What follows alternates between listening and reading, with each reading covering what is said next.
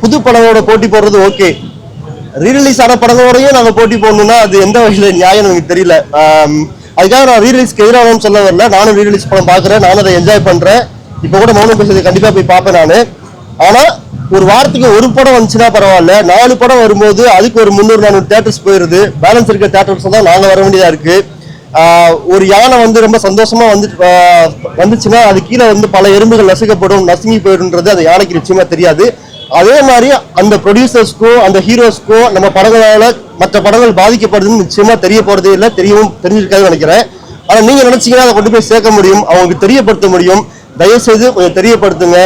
Rerelease படங்கள் ரொம்ப பெரிய பிளாக் பஸ்டர் படம் வருதுன்னா ஒரு 30 நாளைக்கு முன்னாடி டேட்டு போட்டு அந்த வீக்ல யாருமே வரப்போறது இல்லை. ஓப்பனாகவே சொல்லாமே, இப்போ மங்காத்தா ரிலீஸ் ஆன அன்னைக்கு ஹாட்ஸ்பாட் 2 ரிலீஸ் ஆகாம இருந்திருந்தா, ஹாட்ஸ்பாட் 2 வந்துட்டு வேற ஒரு டேட்ல வந்துச்சா நிச்சயமா இன்னும் கொஞ்சம் பெட்டரான கலெக்ஷன் பண்ணிருக்கும்னு சொல்றாங்க. மாயபிம்மன் ஒரு படம் வந்துட்டு வெளில தெரியாம போயிடுச்சு, நல்ல கதைன்னு சொன்னாங்க, பட் பெருசா அந்த படம் வந்துட்டு கலெக்ஷன் பண்ணலன்னு சொல்றாங்க. ஸோ ரீரிலீஸ் கொஞ்சம் முன்னாடியே டேட் போட்டா நல்லா இருக்கும். அதே மாதிரி அந்த ரீரிலீஸ் வந்துட்டு ஒரு படம் இருந்தா நல்லா இருக்கும். 4 படம் 5 படம் வரும்போது எங்களால வந்துட்டு போட்டி போடவே முடியல. தயாரிப்பாளரா எனக்கு இது ஒரு ஃபர்ஸ்ட் படம் மயிலாஞ்சி. மீடியாஸ் எல்லாரும் வந்து கலந்துக்கிட்டு சப்போர்ட் பண்ணதுக்கு ரொம்ப நன்றி. நிறைய பேர் சொல்லிட்டு போனாங்க, வாழ்த்திட்டு போனாங்க, அந்த வாழ்த்துக்கும் நன்றி.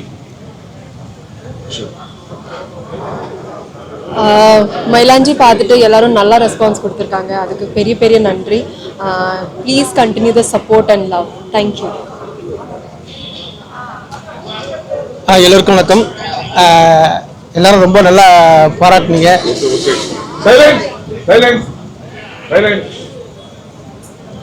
எல்லோருக்கும் வணக்கம். படத்தை பார்த்துட்டு எல்லாரும் கைகுலுக்கி உங்களுடைய சந்தோஷமா பாராட்டுகளை தெரிவிச்சிங்க. இதே மாதிரி உங்களுடைய ஊடகங்கள் மூலமா வந்து மக்களுக்கு கொண்டு போனோம். நன்றி. எல்லாருக்கும் ரொம்ப ரொம்ப நன்றி. படம் பார்த்துட்டு வெளியில வந்துட்டு படம் பிடிச்சிருக்கா சொன்னீங்க. உங்களுக்கு பிடிச்சிருந்தாவே அது ஆட்டோமேட்டிக்கலி ஆடியன்ஸ்க்கு போய் சேர்ந்துடும். ஸோ ஃபர்ஸ்ட் உங்களுக்கு பிடிக்கும் தான் நாங்கள் அப்படியே ஒரு பதட்டத்தோடு இருந்தோம்.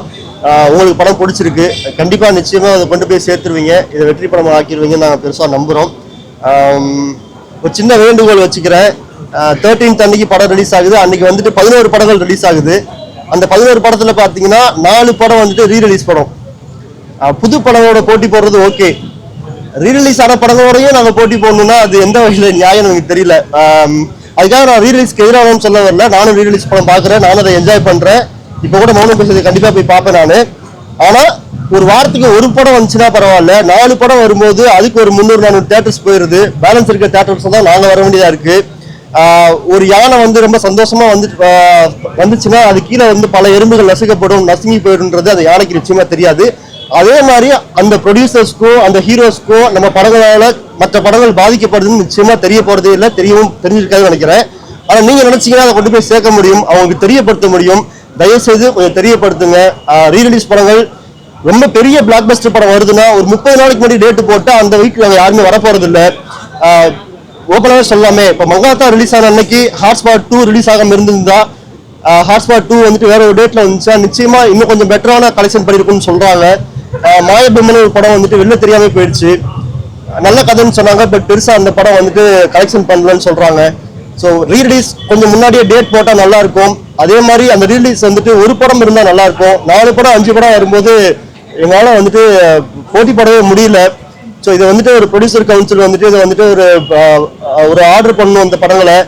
இதை வந்து சம்மந்தப்பட்ட தயாரிப்பாளர்கிட்டையும் அந்த பெரிய ஹீரோஸ்டையும் நாங்கள் யாருக்கும் சொல்ல முடியாது, பட் நீங்கள் நினைச்சா சொல்ல முடியும். ப்ளீஸ் கொஞ்சம் சொல்லுங்க, இந்த ரீரிலீஸை வந்துட்டு கொஞ்சம் கண்ட்ரோல் பண்ண சொல்லுங்க, அதை கொஞ்சம் ஆர்டர் பண்ண சொல்லுங்க. எங்களை மாதிரி சின்ன படங்களும் ஜெயிக்கணும்னா இந்த ரீரிலீஸ் வந்து கொஞ்சம் சரியாக இருந்தால் நல்லா இருக்கும். 13th அன்னைக்கு ரிலீஸ் ஆகிற எல்லா படங்களுக்குமே என்னோட வாழ்த்துக்கள். எல்லா படமும் ஹிட் ஆகணும், நம்ம படமும் ஹிட் ஆகணும். நீங்க எங்களுக்கு சப்போர்ட் பண்ணுங்க, இதை கொண்டு போய் சேர்த்துருங்க. Thank you so much.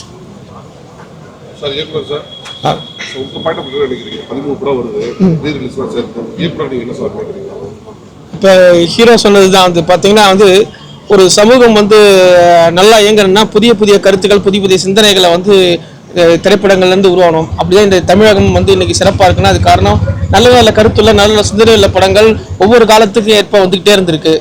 அதனால தான் இந்த சமூகம் இன்னைக்கு, இந்த தமிழ் சமூகம் இன்னைக்கு முன்னணியில் இருக்குது அப்படின்னா. அந்த சமயத்தில் இதே மாதிரி புது படங்கள் வரும்போது அதுக்கு இந்த சிறிய படங்கள் தான் அந்த மாதிரி விஷயங்களை கொண்டு வந்து சேர்த்துருக்கு இந்த சமூகத்தில்.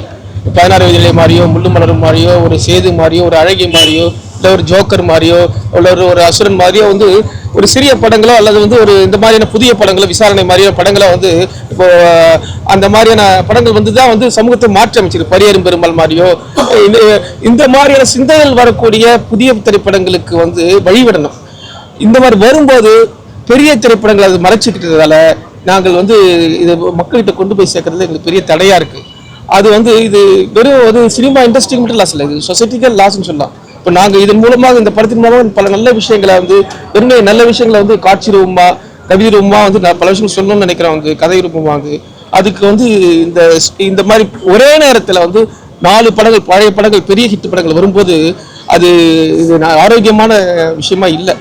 அது மட்டும் இல்லாமல் ஒரு வாரத்துக்கு ஒரு ஒரு ரெகுலேட் பண்ணலாம். இது வந்து பழைய படங்களும் வேணும், ஆனால் அது சிம்பிளாக அது ஒரு ரெகுலேஷனாக இருக்கலாம். வாரத்தில் ஒரு படம் 2 படம் அப்படின்றத எல்லாரும் பெரியவங்கெல்லாம் சேர்ந்து ஒரு முடிவு பண்ணாங்கன்னா எங்களை மாதிரி சிறிய படங்கள் ஆர்டர் பண்ண ஒரு நம்பிக்கை கொடுக்கும். இந்த விஷயம் பரவ பெரிய படங்கள் வரும்போது சிறிய தயாரிப்பாளர்கள் எல்லாமே தயங்குவாங்க, இண்டஸ்ட்ரி குறைத்து தயங்குவாங்க. எங்கள் தயாரிப்பாளர் வந்து இந்த ஒரு நல்ல சிந்தனையோட இந்த படத்தை உருவாக்கணும்னு என்னைக்கோட வந்து அவர் இந்த படத்தை உருவாக்கியிருக்காரு. அதுக்கு வந்து இன்னைக்கு எல்லாரும் சப்போர்ட் பண்ணோம். இந்த மாதிரியான 4 பெரிய படங்கள் வந்து மறைக்கும் போது எங்களுக்கு எல்லாம் ஒரு படைப்பாளியாக நான் ரொம்ப ரொம்ப ரொம்ப ரொம்ப வேதனைப்படுறேன்.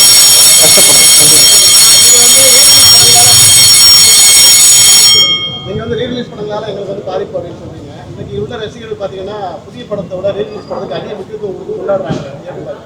இல்ல அப்படி இல்ல, இந்த ரீரிலீஸ் படங்கள் வெற்றி பெற்ற படங்கள் பாத்தீங்கன்னா பெரிய ஸ்டார் படங்கள் தான். ஒண்ணு வந்து ரஜினிகாந்த் படங்களோ அல்லது வந்து அஜித் பண்ற படங்களோ அவங்களோட படங்கள் தான், விஜய் பண்ற படம் பெரிய ஸ்டார் படங்கள் தான் வந்து கொஞ்ச நாள் ஓடுது. பட் எல்லா படங்களும் ஓடல, அது எப்போ வர படங்கள் தான் ஓடுது. நீங்க எல்லா படங்களும் கொண்டு வரும்போது அப்போ வெற்றி பெற்ற படங்கள்னு தமிழ்நாட்டில் கிட்டத்தட்ட ஒரு 1000 படங்கள் இருக்கு. 1000 படங்களையும் திரும்ப கொண்டு வந்து புதிய படங்கள் வழி என்ன? நீங்க ஏதாவது ஒரு நடிகருடைய பிறந்த நாள் அன்னைக்கு ஒரு ரீலீஸ் பண்றீங்க அல்லது ஒரு முக்கியமான காலகட்டத்தில் ரிலீஸ் பண்றீங்கன்னு படங்களே வரல, படங்கள் வரப்படியே ஒரு சின்ன சிக்கல படங்கள் வரலன்றவனே பழைய படங்கள் எல்லாம் கொண்டு வந்து இறக்கும்போது அது எங்களை ஒரு இண்டஸ்ட்ரியை பாதிக்குது. இல்லை, அது சிறிய புதியவர்கள் வளரல. நீங்க தானே கை கொடுத்து வளர்க்கணும், நீங்க தானே வந்து கை தூக்கி உடனே வந்து அப்போ அவங்களே வந்து இந்த இடத்த அடைச்சிக்கும் போது இதுக்கு முக்கியத்துவம் ரெலவன்ஸ் இருந்தால் பரவாயில்ல. இப்போ இந்த மாதிரி இத்தனை படங்கள் வர்றதுக்கான தேவையும் ரெலவன்ஸும் அல்லது காலகட்டமும் இல்லை ஒரு பிறந்த ஏதோ ஒன்று இருந்தால் பரவாயில்ல. ஆனால் அது இல்லாமல் ரெலவன்ஸே இல்லாமல் இந்த எப்பவுமே இல்லாத அளவுக்கு இந்த மாதிரி படங்கள் வர்றதுங்கிறது ஒரு பெரிய ஆபத்து நமக்கு வந்து. ஏன்னா இது மிக முக்கியமான காரணம் என்ன சொல்றேன்னா, இதுக்கு முன்னாடி நம்ம வந்து ஒரு வட இந்திய இண்டஸ்ட்ரி வந்து ரொம்ப இல்லாமல் போனதுக்கு ரொம்ப கடந்த ஒரு 4 வருஷங்களா 10 வருஷமா அது இல்லவே இல்லை, ஸ்டாக்னன்ட் ஆயிடுச்சு. சவுத் இந்தியன் ஃபிலிம்ஸ் தான் நல்லா இருக்குன்னு பாராட்டாங்க, கன்னட படங்கள், தெலுங்கு படங்கள், மலையாள படங்கள் பாருங்க. காரணம் வந்து அங்க வந்து புதிய படங்கள் இல்லை, புதிய படங்களை வரவிடாம பண்ணிட்டாங்க. அதனால புதிய சிந்தனை இல்லாததால அப்படியே அந்த இண்டஸ்ட்ரியே தேங்கி போச்சு, அந்த இண்டஸ்ட்ரியே ஆயிடுச்சு. இப்போ நம்ம இதில் வந்து புதிய சிந்தனை நிறைய வர்றதோட இவங்களால வந்து ரொம்ப செழிப்பா இருந்துச்சு. அப்போ திரும்ப நீங்க பழைய சிந்தனைகள் ஒரு படம் வருதுங்கிறது, ஒரு படம் வெற்றி அடைந்து அது வெறும் வந்து படம் நடிகரால மட்டும் இல்லை, அதுல ஒரு புதிய சிந்தனை இருக்கு. ஒரு அழகி வெற்றி அடைஞ்சு அதுல ஒரு புதிய சிந்தனை இருக்கு. ஒரு பரியரும் பெருமாள் வெற்றி அடைஞ்சு அது அந்த ஒரு புதிய சிந்தனை உருவாக்குது. அதே மாதிரி ஒவ்வொரு காலத்திலும் ஒரு புதிய சிந்தனை, ஒரு ஜோக்கர் வெற்றி ஆகுது, ஒரு புதிய சிந்தனை இருக்கு. ஒவ்வொரு சிந்தனையும் ஒவ்வொரு காலகட்டத்தில் வரும். அது 10 வருஷத்துக்கு முன்னாடி வராது. பருத்தி வீரன் ஹிட் ஆச்சுன்னா அது அந்த காலத்தில் நீங்க தொடர்ல இருந்து அது வந்து வெளியே வந்திருக்கு, அதுக்கப்புறம் வந்து வெளியே வராது. அப்போ அதுக்கு பின்னாடி ஒரு பண்பாட்டு சூழல், அரசியல் சூழல், ஒரு காரண காரியங்கள் இருக்கு. இன்றைக்கு இந்த அப்புறம் மைலேஜ் வந்து இதுக்கு ஒரு காரண காரியங்கள் இருக்கு, இதுக்கு வந்து தேவை இருக்கு. அது வந்து நீங்க பல வெளியில வெளிப்படையா புரிஞ்சுக்க முடியல, உள்ளூர எல்லாரும் ஆழ் மனசுல புரியக்கூடிய அளவுக்கு பல காரணங்கள் தேவைகள் இருக்கு இன்னைக்கு இந்த உலகத்துல. எல்லாருக்கும் இருக்கு எல்லாம் இருக்கு, எல்லாம் இல்ல கண்டிப்பா இருக்கு. காதல்ன்றது எல்லா காலத்திலும் இருக்கு சார். இந்த மாதிரி காதல் இன்னும் இருக்கு. அதாவது இன்னைக்கும் வந்து இந்த பேஸ்புக், வாட்ஸ்அப் இதெல்லாம் வந்து இந்த காலத்திலும் சொல்ல முடியாத காதல் இருக்கு. இன்றைக்கும் காதலுக்காக இருக்கிறவங்களும் இருக்கிறாங்க, காதலுக்காக விட்டு கொடுக்குறவங்க, காதலுக்கு எல்லா காலத்திலும் காதல் ஒரே மாதிரி தான் இருக்கு. ஒவ்வொரு காலகட்டத்திலும் அந்த காலகட்டத்துக்கு தவிர காதலுடைய வடிவம் மாறுமே தவிர என்னைக்குமே ஆழமான காதல் அப்படிங்கிறது எல்லா காலத்திலும் மனுஷன் ஆதாம் ஏவாள் காலத்திலிருந்து இன்றைக்கு வரைக்கும் வந்து ஆழமான காதல்ன்றது தான் இந்த உலகத்தையே இயக்கிட்டு இருக்கு. அதுதான் இந்த பிரபஞ்ச மைய சக்தியா இருக்குது. தேவைக்கு ஏற்படும் போது அந்த ரோமியோ ஜூலியட் மாதிரி கதை, எபிக் கதைகள் வந்து நம்மளை வந்து இந்த காதலின் சமூகத்தை உயிர்ப்பிச்சு தரும்.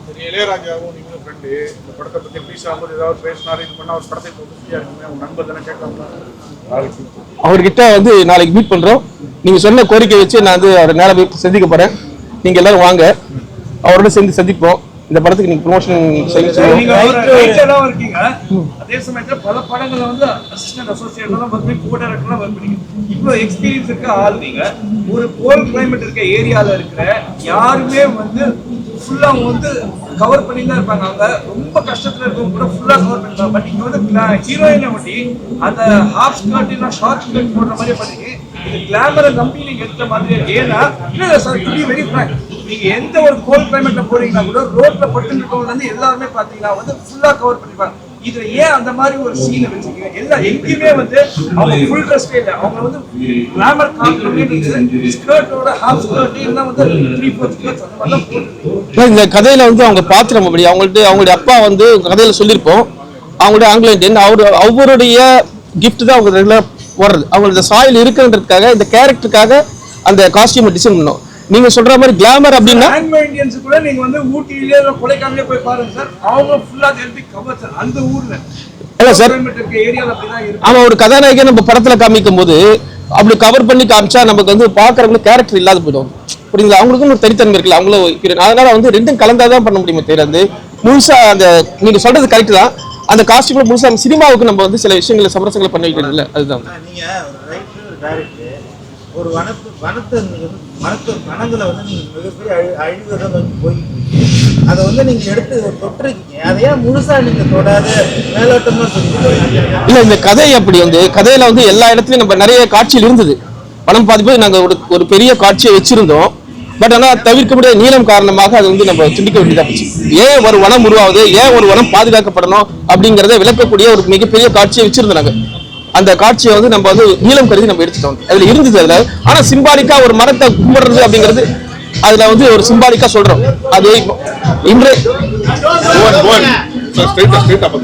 இன்றைய தலைமுறைக்கு இன்றைய தலைமுறைக்கு நிறைய படங்கள் நல்ல விதமான கருத்துக்கள் சொல்றாங்க. ஆனா வந்து இயற்கையை வழிபடணும், இயற்கையை அவங்களுக்கு கொண்டு போகணும், இயற்கைன்னா என்ன, எப்படி வழிபடணும் அப்படிங்கிறதுக்கான மக்கள் நோக்கி திசை திருப்புற ஒரு விதமா தான் நாங்க அந்த சில காட்சிகள் வச்சிருந்தோம். மரங்கள் நாங்க விரும்பின வசனங்கள் இல்லைனாலும் இந்த காட்சியில இயற்கையுடைய அழக மக்கள் வந்து ரசிக்கிறது மூலமா அவங்களுக்கு இந்த மாதிரி விஷயங்களை கொண்டு வந்து ரசிக்கணும் அப்படிங்கிற எண்ணத்தை உருவாக்கி இருக்குல்ல, அதுதான் இந்த படத்தை வெற்றி. அப்படிதான் சொல்ல முடியும். ஒரு கமர்ஷியல் சினிமால எங்களால எவ்வளவு கூட அங்கங்க சொல்ல முடியுமோ அதுதான் நாங்க வந்து நேரடியாகவும் சில நேரத்தில் மறைமுகமாகவும் கம்மியாகவும் சொல்லுவோம். இல்ல, தயாரிப்பாளர் தான் கேட்கணும். எங்களுக்கு தெரிஞ்சு போதுமான அளவு தேட்டர் கிடைச்சிருக்குன்னு நினைக்கிறேன். வேற ஏதாவது கேள்வியில் இருக்க படம் சொல்ல வேண்டிய வருது. நன்றி எல்லாருக்கும் நன்றி.